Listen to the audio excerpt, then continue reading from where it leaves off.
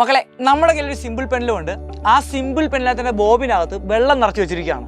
എന്നിട്ട് താഴെ എന്ത് ചെയ്യുന്നു, നമ്മൾ ഡ്രില്ല് ചെയ്തു. അപ്പോൾ വെള്ളം സ്വാഭാവികമായിട്ട് ഇറങ്ങിപ്പോ അല്ലേ. നമ്മളോട് ചോദിച്ചിരിക്കുന്നത് എങ്കിൽ ഇത് ഓസിലേറ്റ് ചെയ്യുമ്പോൾ ആ ഓസിലേഷൻ്റെ പീരീഡിന് എന്ത് സംഭവിക്കാൻ ചോദിച്ചിരിക്കുന്നത്. അപ്പോൾ നിങ്ങൾ ഓപ്ഷൻ ഇവിടെ കൊടുത്തിട്ടുണ്ട്.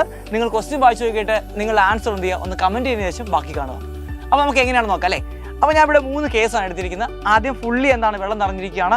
അപ്പോൾ നമ്മൾ നോക്കാൻ നേരത്ത് ഇതിൻ്റെ സെൻട്രൽ മാസ് ഇവിടെയാണ്. അപ്പോൾ നമ്മൾ ലെങ്ത് എടുക്കുമ്പോൾ ഇത്രയും ദൂരമാണ് നമ്മൾ ലെങ്ത് ആയിട്ട് എടുക്കേണ്ടത്. ഇനി സെക്കൻഡ് കേസിൽ വെള്ളം കുറച്ച് ഇറങ്ങിപ്പോയി. നമുക്ക് സ്വാഭാവികമായിട്ട് അറിയാം ഈ മാസ് എന്ത് ചെയ്യും, താഴോട്ട് വരും. മാസ് താഴോട്ട് വരാൻ നേരത്ത് നമ്മുടെ സെൻട്രൽ മാസ് ഇവിടെ നിന്നും ഇങ്ങോട്ടേക്ക് എന്ത് ചെയ്യും, ഷിഫ്റ്റ് ചെയ്യും. അപ്പോൾ ഇവിടെ എന്ത് ചെയ്തു, ലെങ്ത് കൂടി. അപ്പോൾ ലെങ്ത് കൂടിയാൽ എന്താ സംഭവിക്കുന്നത്, ടൈം പീരീഡ് ഇൻക്രീസ് ചെയ്യും. ഇനി മൂന്നാമത്തെ കേസാണ് ഇൻട്രസ്റ്റിംഗ് കേസ് എന്ന് പറയുന്നത്.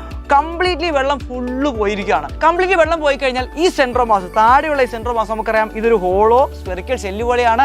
നേരെ കൃത്യം എൻ്റെ സെൻട്രലോട്ട് വരും. അപ്പോൾ ലെങ്ത് അഗൈൻ എന്ത് ചെയ്യുന്നു മക്കളെ, ഡിക്രീസ് ചെയ്യുന്നു.